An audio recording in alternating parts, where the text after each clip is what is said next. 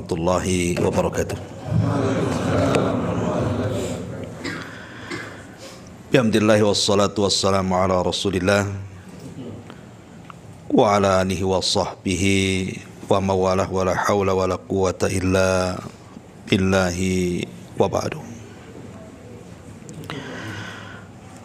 Alhamdulillah, segala puja dan puji hanya milik Allah subhanahu wa ta'ala. Salawat dan juga salam kita hadiahkan kepada Rasul kita Nabi besar Muhammad sallallahu alaihi wa ala alihi wasallam. Alhamdulillah, di malam hari ini kita bisa berkumpul kembali di tempat yang insyaallah diberkahi Allah subhanahu wa ta'ala. Salawat dan juga salam kita hadiahkan kepada Rasul kita yang mulia alaihi salatu wassalam. Dan pembahasan kita di malam hari ini, kita bicara soal persiapan apa yang harus kita lakukan menjelang bulan suci Ramadan.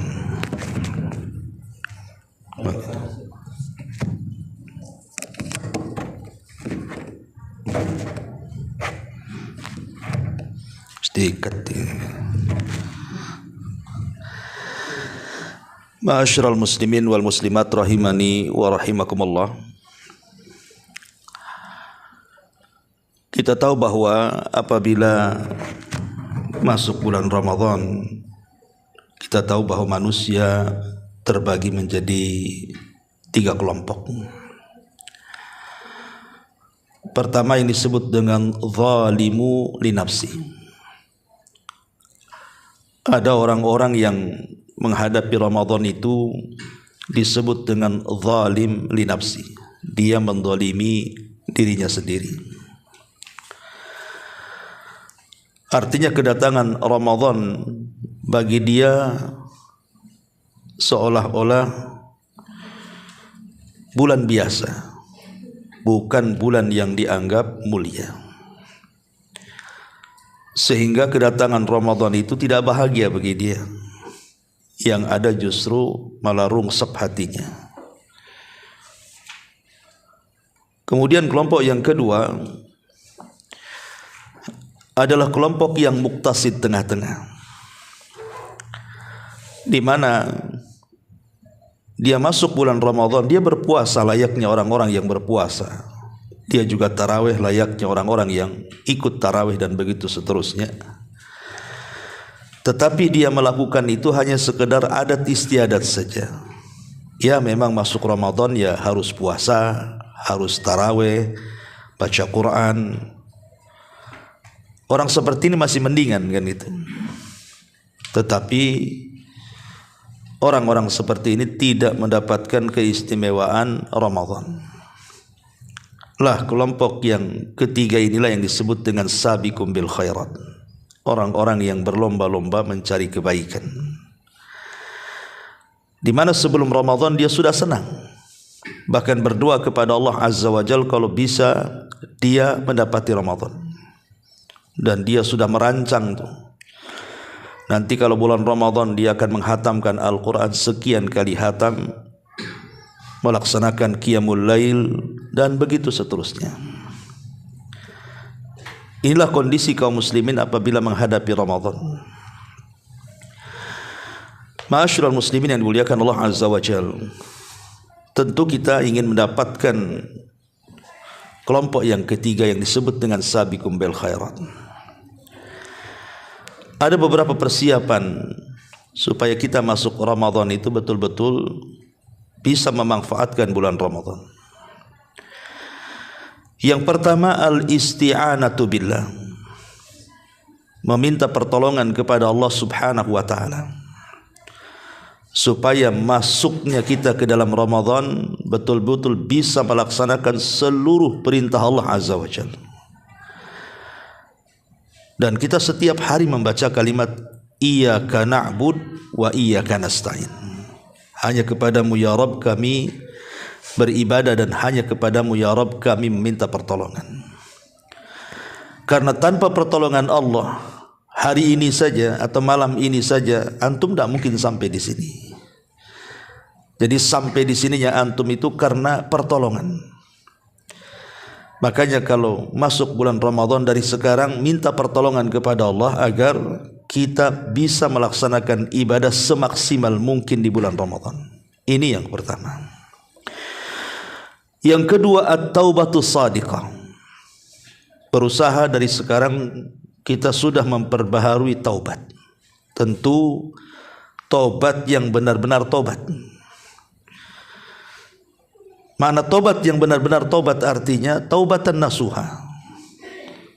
Maklum ya, syurutut taubah, syarat-syarat taubat adalah meninggalkan dosa, berazam untuk tidak melakukan kembali, kemudian mengikuti perbuatan buruk dengan kebaikan, dan kalau itu berkenaan dengan hak manusia maka kembalikan. Mungkin kita pernah mengambil sesuatu, kembalikan kepada yang memilikinya, atau pernah mendolimi seseorang maka kita minta maaf. Ini yang kedua. Yang ketiga, musalahatun nas. Berusaha untuk baikan dengan orang yang selama ini bermusuhan dengan kita. Karena di antara orang yang tidak akan diangkat amalannya setiap pekan saja, minggu, Senin dan Kamis, itu dua manusia. Pertama, orang yang melakukan kesyirikan. Yang kedua, orang yang dalam hatinya ada syahna. Syahna itu artinya kedengkian dan kebencian, permusuhan antar sesama manusia. Jadi kalau kita punya musuh ya sekarang minta maafnya. Karena selama Ramadan kita akan berjumpa dengan Senin dan Kamis itu beberapa kali. Dalam sepekan kan mesti ada Seninnya, ada Kamisnya, mesti itu. Karena rugi kalau seandainya kita masuk Ramadan, kita sudah berpuasa, kita sudah tarawih, membaca Quran, masuk di hari Senin di bulan Ramadan tidak diangkat pula amalan kita, atau masuk di Seninnya pula tidak diangkat pula amalannya, kan rugi. 1 tahun kita menunggu Ramadan. Maka dari sekarang kita mengislah diri dengan orang-orang yang kita musuhi atau orang yang bermusuhan dengan kita. Ini yang ketiga. Kemudian yang keempat, at-tahallul minal madzalim. Berusaha untuk meminta dihalalkan dari orang-orang yang pernah kita sakiti, dari orang-orang yang pernah kita zalimi. Jangan sampai masuk Ramadan harusnya kita berdoa kepada Allah Subhanahu wa taala diijabah doanya, tapi justru tidak diijabah. Kenapa? Karena masih ada orang-orang yang kita zalimi tersakiti dengan kita. Maka ini juga penting, at-tahallul minal madzalim. Karena nanti pada hari kiamat ada satu tempat yang disebut dengan qantarah. Disitulah berlaku hadis muflis yang Nabi SAW katakan, atadruna mal muflisu hadhil ummah. Tahukah kalian siapa orang bangkrut di antara umat ini? Sahabat mengatakan, ya bangkrut orang yang gak punya uang, yang gulung tikar usahanya, ya dia hanya polos saja jawabannya. Tapi Rasul mengatakan bukan itu, tapi orang yang bangkrut itu orang yang membawa pahala 1 gudang, tetapi dia pun membawa dosa terhadap orang lain 1 gudang juga. Terjadilah barter pahala dan dosa. Jadi kalau seandainya masuk Ramadan kemudian kita belum meminta kehalalan orang-orang yang kita zalimi, lalu apa ibadah yang kita lakukan selama Ramadan kalau kemudian kita berikan kepada orang-orang yang kita zalimi? Capek saja akhirnya kan. Ini juga yang keempat. Kemudian yang kelima, birrul walidain wasilaturrahim. Dari sekarang kita meminta keridhaan kepada orang tua. Karena maksudnya kita masuk Ramadan itu kan ingin ibadah, mencari keridhaan Allah. Kita tarawih, kita puasa, kita sedekah, baca Quran kan ingin mencari ridha Allah. Sementara ridha Allah itu tergantung dengan ridha orang tua. Sebagaimana sabda Nabi SAW, ridha Allah fi ridha walidaini. Bahwa keridhaan Allah itu ditentukan dengan ridhonya orang tua. Tetapi sebaliknya kemurkaan Allah juga ditentukan dengan kemurkaan orang tuanya. Coba kalau seandainya kita masuk bulan Ramadan sementara kita masih bermusuhan dengan orang tua, tidak minta maaf kepada mereka, apa yang antum cari bulan Ramadan? Coba. Makanya sebelum Ramadan itu birrul walidain, silaturahim. Ini yang kelima. Kemudian yang keenam, at-ta'allum bi fiqhi Ramadan. Ini penting. Sebelum masuk bulan Ramadan itu harusnya kita sudah baca-baca tentang fikih Ramadan. Bagaimana puasa, apa pembatal-pembatalnya. Bagaimana fikih qiyamul lail, tarawih, bagaimana fikih i'tikaf. Itu perlu supaya sempurna ibadahnya. Karena ada orang yang tidak paham tentang pembatal puasa, dia melakukannya disangka tidak batal puasanya, atau mungkin sebaliknya. Seperti wanita yang menyusui, macam mana puasanya, wanita yang hamil, macam mana puasanya, dan begitu seterusnya. Itu kan penting itu. Karena ibadah dengan ilmu itu berpahala, tapi ibadah tanpa ilmu itu hanya capek belaka. Iya, dia beribadah, tapi karena dilakukan tanpa ilmu, ya tidak dapat apa-apa. Tapi kalau ibadah itu dilakukan dengan ilmu, dapat pahala. Nah, dari sekarang sudah kita baca-baca. Sekarang Allah bukakan, coba di tangan antum ada handphone. Ya, kita bisa mendengar kajian-kajian asatidz kita atau membaca-baca makalah tentang fikih Ramadan. Ini yang ke-6. Yang ke-7, dari sekarang kathratul istighfar, memperbanyak istighfar. Karena Ramadan itu kan syahrut taubah, ikhwan. Ramadan itu bulannya tobat. Makanya disebut dengan syahrul maghfirah namanya. Bulan di mana ampunan Allah Subhanahu wa taala itu merata di bulan Ramadan. Dia bulan ampunan, ya. Maka biasakan dari sekarang membaca istighfar. Ketika masuk Ramadan, betul-betul kita masuk kepada bulan ampunan. Ini juga yang nomor 7. Yang nomor 8, an-niyatu as-salihatu li a'mali salihati. Dari sekarang kita tanamkan niat yang baik. Atau dengan kalimat lain, dari sekarang kita sudah punya program lah bahasanya, ya. Oh, nanti bulan Ramadan insyaallah saya akan menghatamkan sekian hataman. Makanya kalau kita lihat para ulama dulu seperti Al-Imam Malik rahimahullahu taala. Imam Malik itu kan setiap hari dia mengajar hadis di Masjid Nabawi. Tetapi kalau masuk Ramadan dia tidak mengajar lagi. 1 bulan dia tidak mengajar. Dia fokuskan manfaatnya untuk diri sendiri. Dengan cara apa? Membaca Al-Quran. Dia hafal Quran, tapi tetap dia pegang mushaf. Dan dia hatamkan Al-Quran setiap hari 1 kali. Begitu juga Al-Imam Zuhri rahimahullahu ta'ala. Dia hatamkan Al-Quran 1 kali. Dan dia tidak pernah mengajar hadis. Atau Imam Bukhari juga sama. Dan Imam Ahmad setiap 3 hari sekali dia hatamkan Quran. Tapi kalau masuk pada 10 akhir Ramadan, dia hatamkan setiap hari 1 kali. Tentu ini tidak bertentangan dengan hadis Abdullah ibn Amr ibn As. Ketika berdialog dengan Nabi SAW, kata Rasul, kata Abdullah ibn Amr, kata Rasul, wahai Abdullah ibn Amr, hatamkan Al-Quran itu minimalnya sebulan sekali. Kata Abdullah ibn Amr, saya sanggup wahai Rasul, kurang daripada itu. Kata Nabi, kalau begitu 2 minggu sekali. Kata Abdullah ibn Amr bin As, saya sanggup kurang dari itu.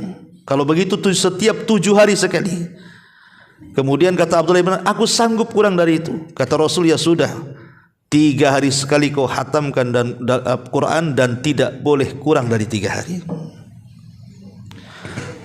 Kata-kata Nabi SAW kepada Abdullah ibn Amr, jangan sampai kurang dari 3 hari menghatamkan Quran.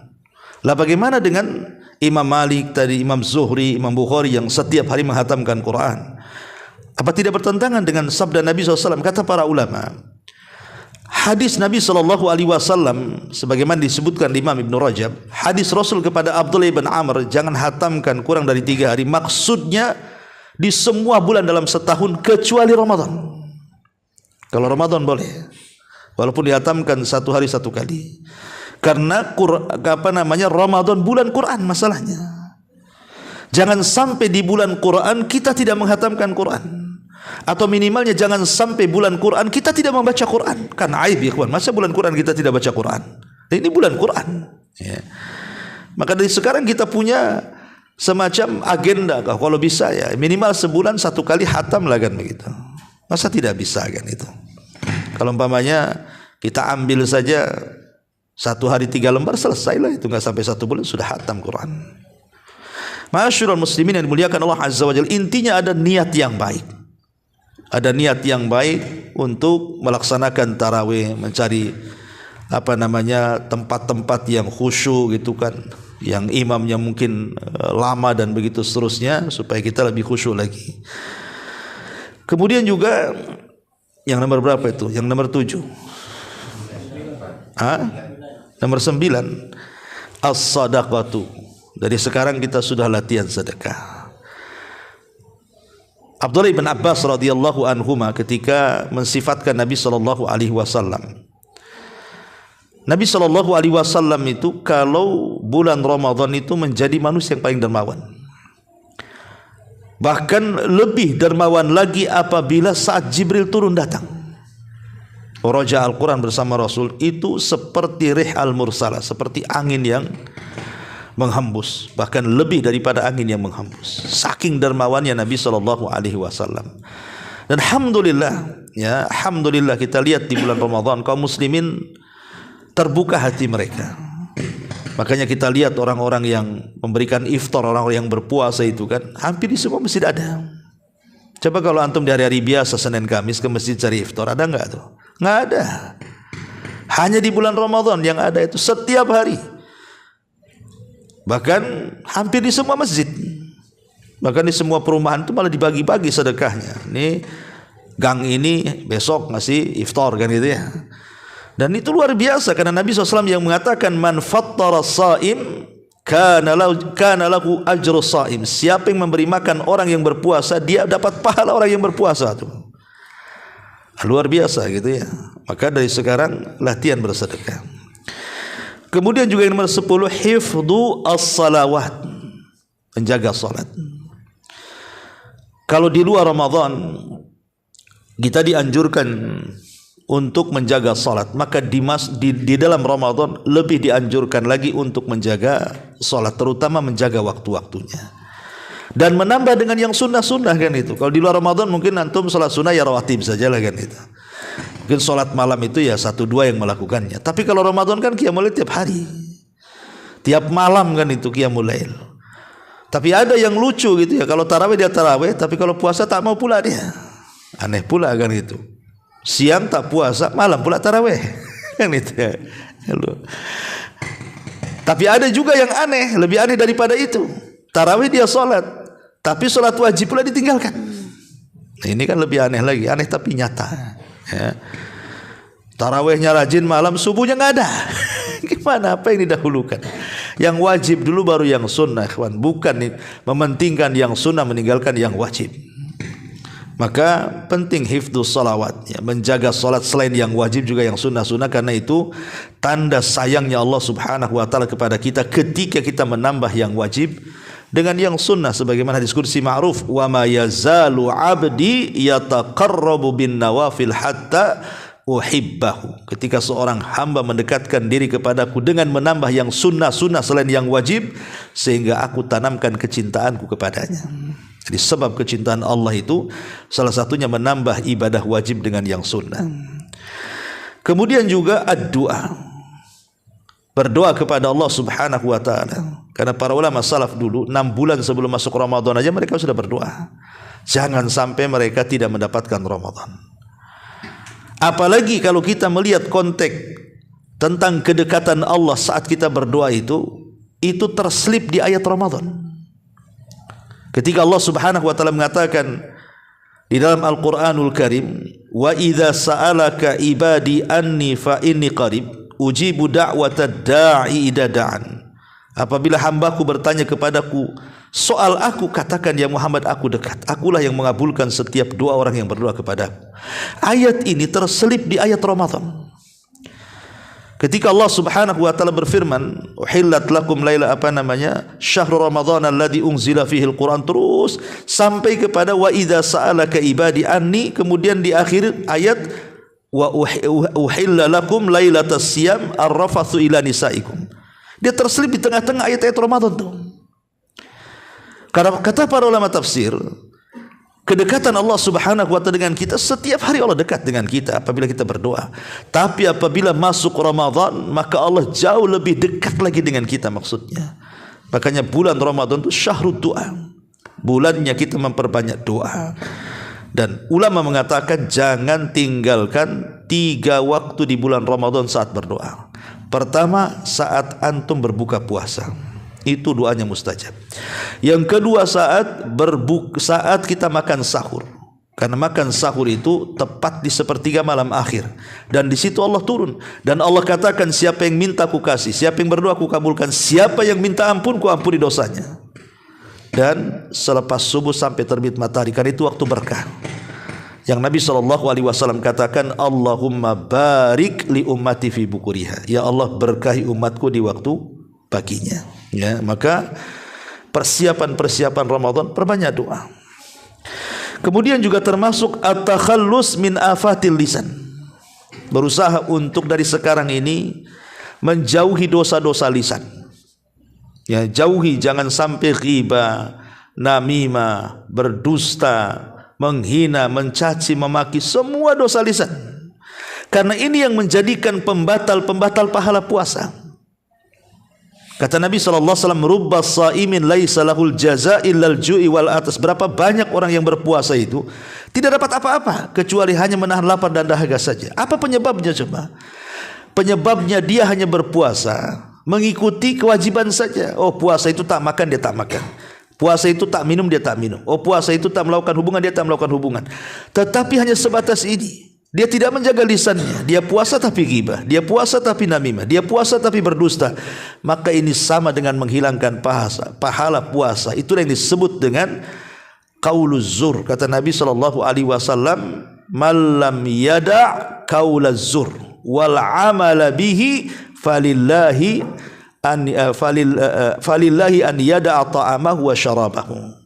Kata Nabi SAW, siapa yang tidak bisa meninggalkan ucapan-ucapan yang berdosa, maka bagi Allah tidak akan menerima walaupun dia menahan lapar dan dahaganya. Ya, dari sekarang maka terbiasakan lisan itu hindari dosa-dosa lisan itu ya, seperti itu. Kemudian juga at-takhallus min adatis sayyi'ah. Tinggalkan kebiasaan-kebiasaan buruk di luar Ramadan sehingga masuk bulan Ramadan itu sudah menjadi kebiasaan baik. Kebiasaan buruk, ya, berteriak-teriak, ngobrol sana sini, tidak ada faedahnya, kesana kemari, pokoknya tinggalkan hal-hal yang buruk, ya, supaya masuk Ramadan betul-betul menjadi pribadi yang baru. Kemudian juga ma'rifatus syarafi syahri. Untuk meningkatkan semangat kita menyongsong Ramadan adalah kenali bahwa Ramadan itu bukan bulan biasa. Tapi Ramadan itu bulan besar, bulan mulia, bulan hebat.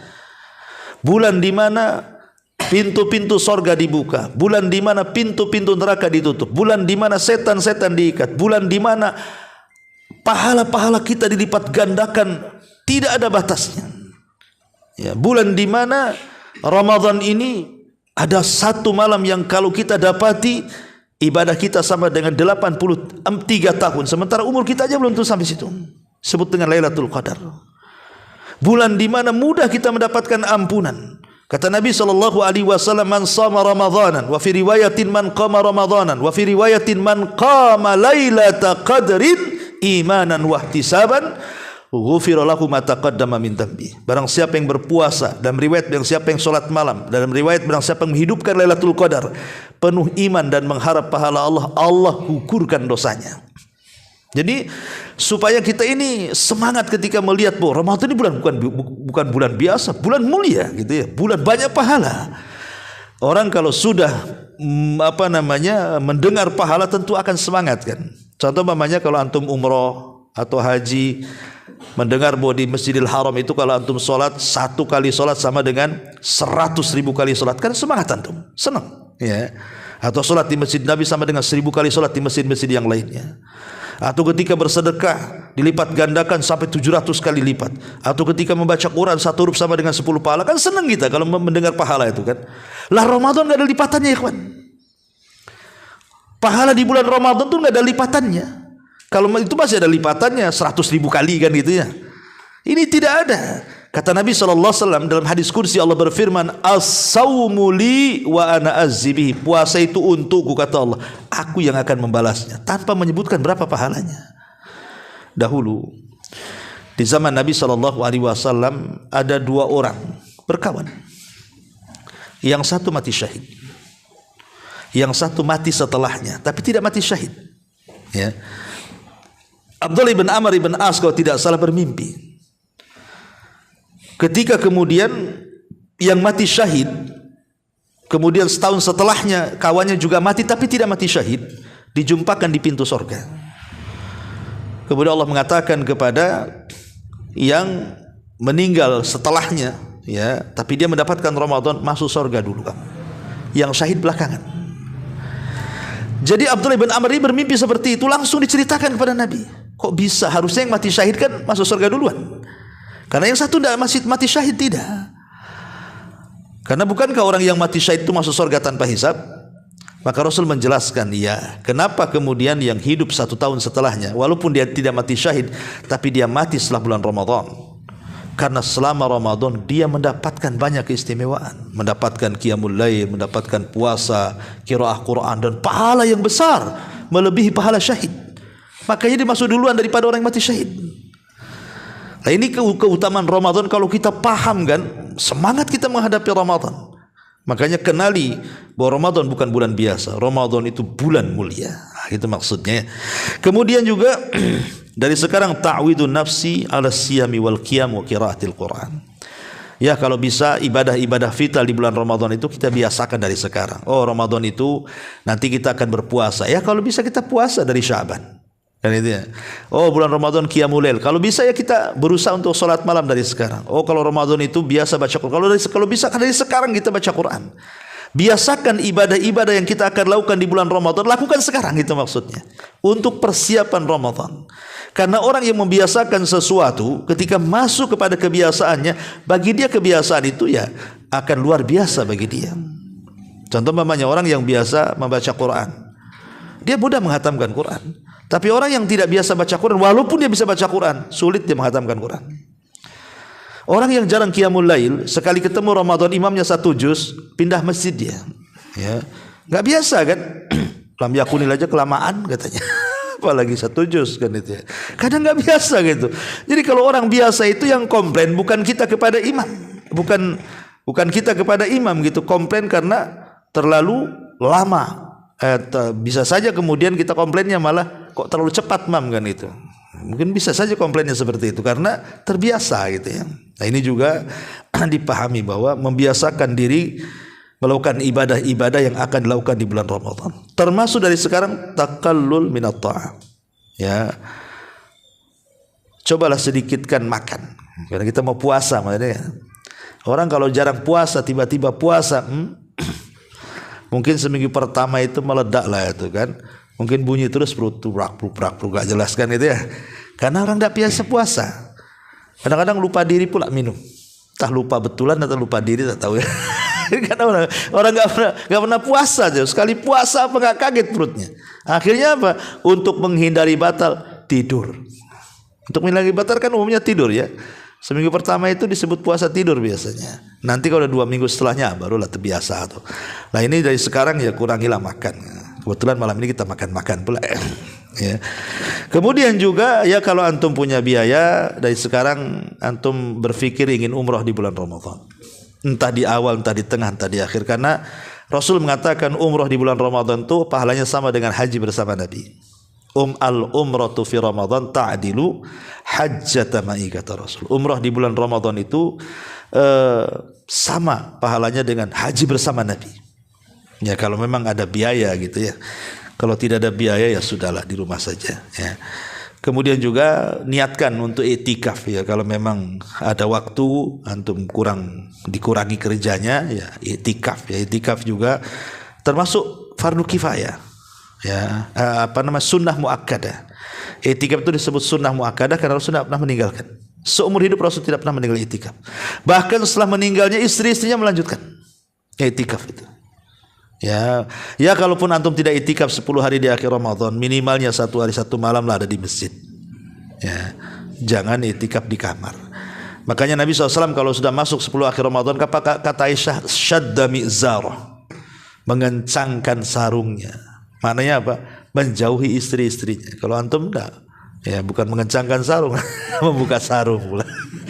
Ya, jadi intinya bahwa hal-hal yang disebutkan di sini itulah persiapan kita di bulan Ramadan. Dan yang terpenting, kita memohon kepada Allah Subhanahu wa taala untuk menyongsong Ramadan dengan 5 perkara yang disebutkan dalam doa. Allahumma ahilla alaina bil amni wal iman was salamati wal islam wat taufiq lima yuhibbu rabbuna wa yarda rabbuna wa rabbukallah. Ya Allah, apabila hilal Ramadan sudah nampak kepada kami, ya Allah, berikanlah kepada kami keamanan. Berilah kepada kami keimanan, berilah kepada kami keselamatan, berilah kepada kami keislaman, dan berilah kepada kami taufik. Ini doa yang dianjurkan, walaupun sebagian lama dilemahkan lafadznya, tetapi dilemahkan hadisnya, tapi lafadznya baik, dan dianjurkan oleh sebagian lama yang lainnya dibaca apabila kita melihat hilal. Jadi kalau pemerintah sidang isbat namanya maghrib gitu ya, bahwa besok itu 1 Ramadan, maka antum berdoa, Allahumma ahillahu alaina bil amni wal iman was salamati wal islam wat taufiq lima yuhibbu rabbuna wa yarda rabbuna wa rabbukallah. Karena itu minta 5 permintaan kita di bulan Ramadan. Pertama, bil amni, kita minta keamanan. Lihat saudara kita di Gaza, apa yang terjadi? Belum Ramadan mereka sudah puasa karena nggak ada yang dimakan, nggak aman. Tapi kalau kita aman, kita bisa ibadah dengan tenang. Minta keamanan di bulan Ramadan. Jangan terjadi kerusuhan, peperangan seperti negara-negara konflik. Yang kedua, bil iman. Selain keamanan, keimanan. Karena iman juga karena aman. Kalau tidak aman susah untuk iman. Artinya membangkitkan keimanan kan, karena banyak godaan. Tapi kalau sudah aman, bangkit iman. Iman ini yang menggerakkan kita. Iman itu kalau menghujam di dada kita, maka tergerak semuanya. Antum datang ke sini itu karena iman. Kalau nggak ada iman, nggak akan ke sini. Minta kepada Allah keimanan yang menggerakkan supaya kita bisa beribadah dengan iman itu, tergerak untuk sholat, untuk puasa, untuk ini macam-macam. Kemudian wassalamati wal islam, keselamatan, selamat ya. Tidak di Ramadan tidak dikasih penyakit, tidak ada masalah ekonomi yang mengganggu ibadah, tidak ada konflik keluarga, pokoknya selamat semuanya supaya tenang ibadahnya. Kemudian bil Islam, ya, kita minta kepada Allah agar betul-betul kita bisa mengamalkan Islam dengan kafah di bulan Ramadan. Dan yang terakhir taufik, dan yang penting hidayah. Minta kepada Allah hidayah, karena hidayah itu yang membimbing kita dunia kita dan akhirat kita. Allahumma ahillahu alaina bil amni wal iman was salamati wal islam wat taufiqi lima yuhibbu rabbuna wa yarda rabbuna wa rabbukallah azza wa jalla. Wallahu a'lam bishawab. Ini nasihat kultum atau kulibas ya. Kalau kultum kuliah terserah antum. Kalau kulibas ya sudahlah, karena habis ini ada makan-makan. Saya ucapkan terima kasih. Insyaallah mungkin ini kajian terakhir. Kita ketemu setelah Ramadan ya Pak Jul ya, insyaallah kita ketemu setelah Ramadan ya. Bila ada kata-kata saya selama pengajian menyinggung antum, saya juga minta maaf. Subhanakallahumma bihamdika asyhadu an la ilaha illa anta astaghfiruka wa atubu ilaik. Allahu taala alam. Assalamualaikum warahmatullahi wabarakatuh.